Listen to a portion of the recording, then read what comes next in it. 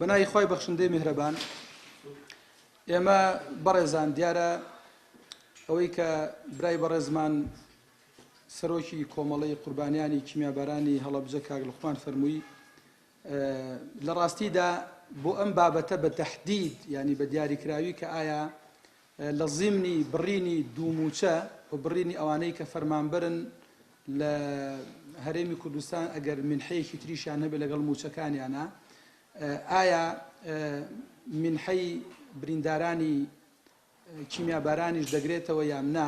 دیار ئێمە لەگەڵ هاوکارانمان لە ئەندامانی پەرلەمان ئەم پەرلەمانتارە بەڕێزانە کە ئێستا حوزوریان هەیە لەوانە بوون کە بە حەقیقەت ینی لە پرۆتۆکۆلیش تۆمار کراوە ڤیدیۆکان طبعاً ماونەتەوە لە پەرلەمانی کوردستان. ئێمە داخۆکی زۆرمان کرد و بەڕاستی هاواری زۆرمان کرد کە ئەبێ بە هیچ جۆرێک ئەو منحەی بریندارانی چەکی کیمیاوی نەبردرێت. دیار بوو زۆر بە واضحی جوهدەکانمان لەوەی کە وارسی شەهیدان معاشەکانیان و منحەکانیان نەبردرێت ئەگەر هاتوو موچەشیان هەبێ. ئەوە لەوا سەری گرت و جوهدەکانمان بەڕاستی کۆشانەکانمان لە سەرجەم فراکسیۆنەکان سەری گر و دەنگی پێدرا.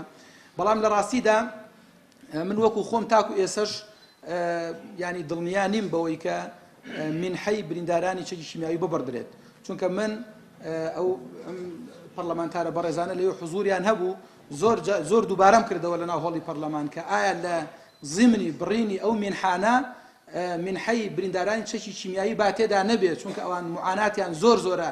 حتا نمونەم زۆر هێنایەوە بە کۆمەڵێ لە بریندارەکان بە تایبەتی برای بەڕێز مامۆستا کامیل کە ئێستا حالیەن ئەوە تا لە وڵاتی ئەڵمانیا و وەزعی بەڕاستی لە خەتەرایە، وەزعی زۆر لە ناڕەحەتیایە و یەکێکە لە بریندارەکان و چەندین برینداری دیکەش کە لە لێواری مەرگدان. ئەوانە لە جێ ئەوەی کە خزمەت بکرێن، لە جێ ئەوەی کە زۆر بە پەرۆشیەوە بگەێنرێن لە وڵاتان، بگەێنرێن ئەو شوێنان ینی ئەو شوێنانەی کە ئەمانیان بۆ دروستەکە لە ڕووی تەندروستیەوە ئێستا تۆ بێی منحەکانیشیان ببڕی کە ئەمە لە ڕاستیدا بە هیچ جۆرێک عەدالەتی تێدا نییە و بە هیچ جۆرێک ئەوە پێی ناوترێت چاکسازی، بەڵکو ئەوە زوڵمێکی ترە، بەڵکو وەستەمێکی ترە کە دەکرێت. حتا بەڕاستی من لە ناو هۆڵی پەرلەمان ئەو خوشک و برا بەڕێزانە بە شاهید نەگەر بە بیریان بێ وەکو ئەندامێکی پەرلەمانی خەڵکی هەڵەبجە هۆشداریم دا بە سەرۆکایەتی پەرلەمان وتم بە تایبەتی خەڵکی هەڵەبجە کاتێک کە ئەکەونە مانگی سێوە هەموو ئەو معاناتێک کە بەسەریان هاتووە هەیە 12 نەفەری لێ شەهید بوو، هەیە زیاتر ئەوە لەلایەن تازە ئەبێتەوە. ئەگەرچی 30 ساڵی بەسەرا تێپەڕیوە معاناتی هەڵەبجە و هەڵەبجەیەکان وەکو وایە 30 سانی بەسەرا تێپەڕی بێ، ئەو معاناتان لە مانگی سێ دووبارە ئەبێتەوە. وتم تکاتان لێکە من لە مانگی سێین بەرەو 16ی سێ ئەڕۆین. من بڕوام وایە لە ناو هەڵەبجەیەکانە ئەژیم، من لە ناو کەسوکاری شەهیدانە. حتا وتم جامی هەڵەبجەیەکان، جامی ڕق و قینی هەڵەبجەیەکان لە ڕاستیدا پڕ بووە لێ دەڕژێتی چیتر بەرگە ناگرێت. کاتان لێکم کە ئێمە بابین بە پێچەوانەوە حتا ڕخنەم لە ئەسڵی مادەکە کرد کە نووسی بووی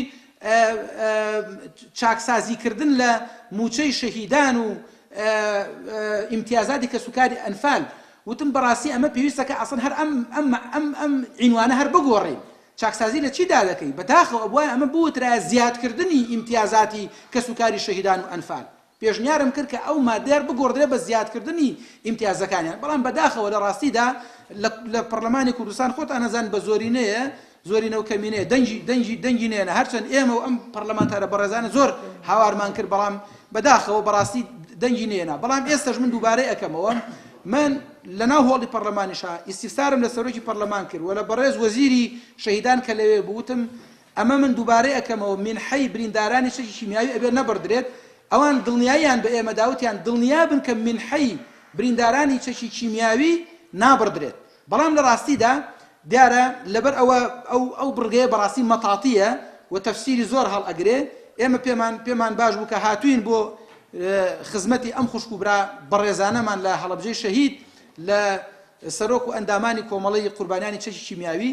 ئێمە یاداشتەکەمان لێ وەرگرتوون و بەڵێنیان پێ ئەدەین کە هەتاوەکو قسەمان بە بڕژ بێ، هەتاوەکو دەنگمان بگا ئێمە دیفاعیان لێ بکەین و داواکاری ڕەواکانیان بگەینە ناو هۆڵی پەرلەمان وەر لەوێش دیفاعی لێ بکەین و شەڕی لەسەر بکەین. و دیارە طبعاً وەکو ڕوونکردنەوەیەکی یاساکە ئەوە بوو بەڕاستی بۆی ئەو فشارەوە کە دروست بوو زۆر بەداخەوە ئەو یاسا کە بە حەقیقەت ئەمان توانی بڵێن هەنگاوێکی زۆر باش و بەرەو چاکسازیکردن یاساکە ئێستا وەستێنراوە و من قەنەعەتم وایە جارێکتر ئەو یاسایە بڕوا ناکەم بهێنرێتەوە ناو هۆڵی پەرلەمان مەگەر فشارێکی زۆر گەورە بکرێ بەڵام لە حاڵێکدا کە ئەگەر یاساکە طبعاً هێنرایەوە ناو هۆڵی پەرلەمان و مناقەشەی لەسەر کرایەوە و بەرگە و بابەتەکانی درایەوە ژێر شەتەکی مناقەشەکردن و حیوار و گفتوگۆ ئەوە بەڵێن بێ کە ئێمە باشترین دیفاع بکەین لەو بابەتە و بەوەی کە شەڕیشمان کردبێ بە هیچ جۆرە نەیەڵین ئەوە تێپەڕێکە من حەی بریندارانی چەکی کیمیاوی ببڕدرێت. سواز بۆ هەموو لایەک.